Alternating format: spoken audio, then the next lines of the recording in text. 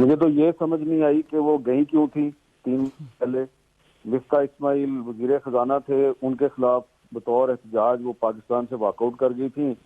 اب اسحاق ڈار صاحب وزیر خزانہ ہیں تو ان کے ساتھ یکجہتی کے اظہار کے لیے وہ واپس آ گئے ہیں.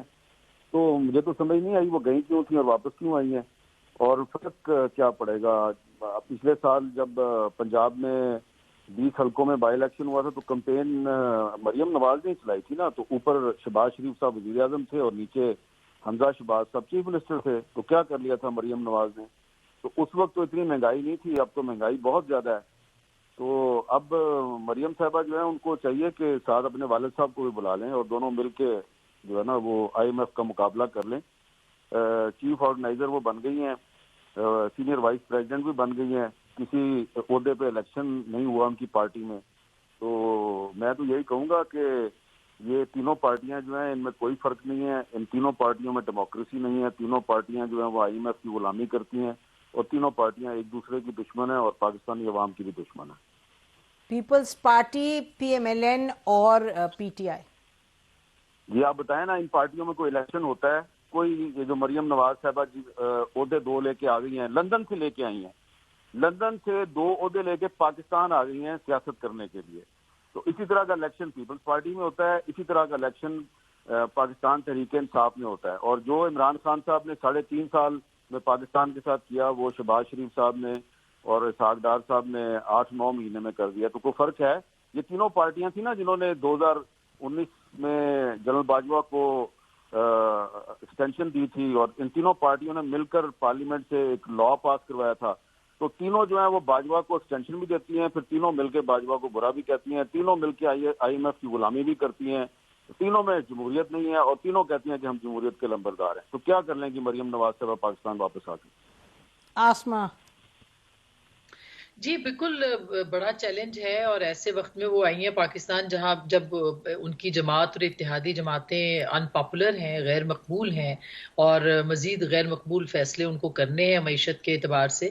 تو یہ کوئی بہت آسان پچ نہیں ہے جس کے اوپر وہ اپنی سیاسی اننگ کا آغاز کریں گی. اب دیکھنا یہ کہ وہ کس طرح سے اس پورے سینیریو کو بدلنے کی وہ صلاحیت بھی رکھتی ہیں کہ نہیں, اور وہ ڈور ٹو ڈور جائیں گی, وہ عوامی تحریک کا آغاز کریں گی. تو بیانیہ کیا ہوگا ان کے پاس, کیونکہ سب سے زیادہ تو اہم بیانیہ ہے. جب یہ باہر گئی تھی یا اس سے پہلے جب ان کی حکومت نہیں تھی تو اس وقت تو ووٹ کو عزت دو کا بیانیہ تھا, سویلین بالادستی کا بیانیہ تھا, اس وقت اینٹی اسٹیبلشمنٹ بیانیہ تھا. اس وقت یہ اس وقت کی اسٹیبلشمنٹ کو چیلنج, میاں صاحب جب گئے تھے وہ چیلنج کر رہے تھے. لیکن اب مریم بی بی جب آئی ہیں اور ان کی اپنی ہی حکومت ہے اور آگے انتخابات بھی آ رہے ہیں, تو پھر کون سا بیانیہ وہ لے کے عوام کے پاس جائیں گے؟ ایک تو مہنگائی جیسے میر صاحب نے بھی کہا آسمان کو چھو رہی ہے, ان کی معاشی پالیسیوں کی کوئی اس وقت جو ہے وہ قدر و منزلت نہیں ہے, اور کوئی ایک وے فارورڈ بھی نظر نہیں آ رہا کہ کوئی چیزیں جو ہیں وہ سنبھل سکیں گی.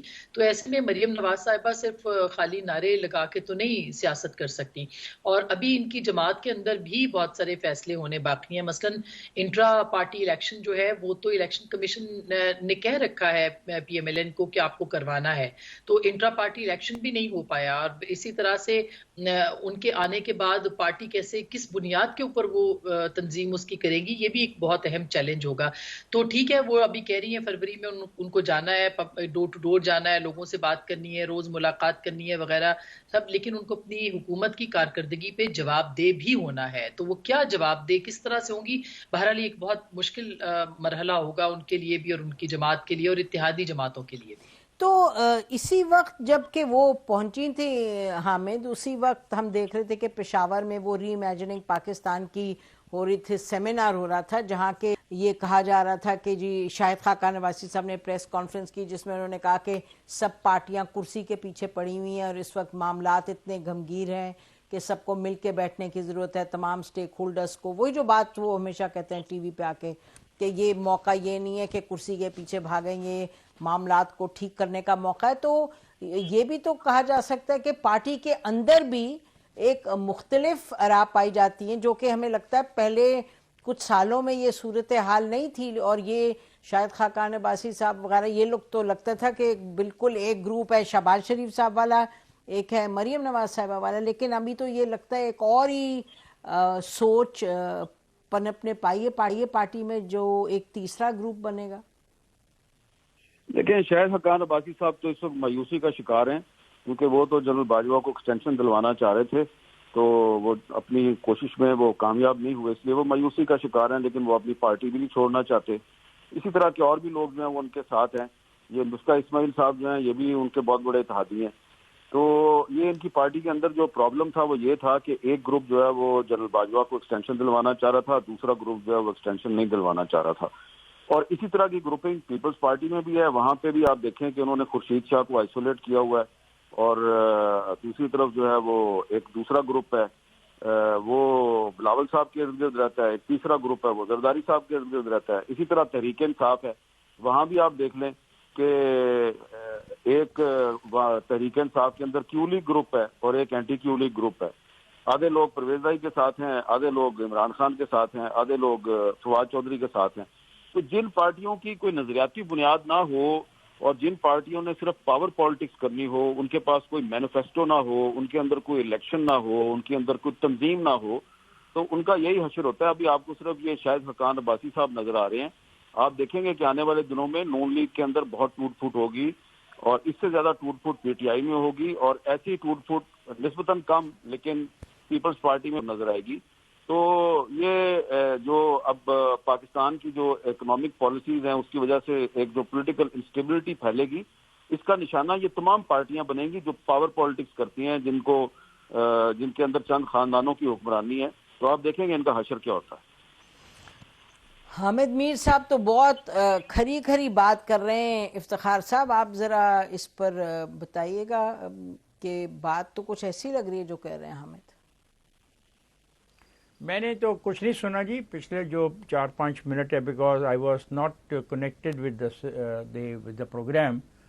और अगर ये बात खरी खरी कर रहे हैं तो अल्लाह करे ऐसा ही हो, और ये खरी खरी बातें करते रहें जब तक इस मुल्क में इलेक्शन आएँ, और फिर मुतबादिल बताएं कि इन सियासी जमातों का मुतबादिल फिर क्या होगा।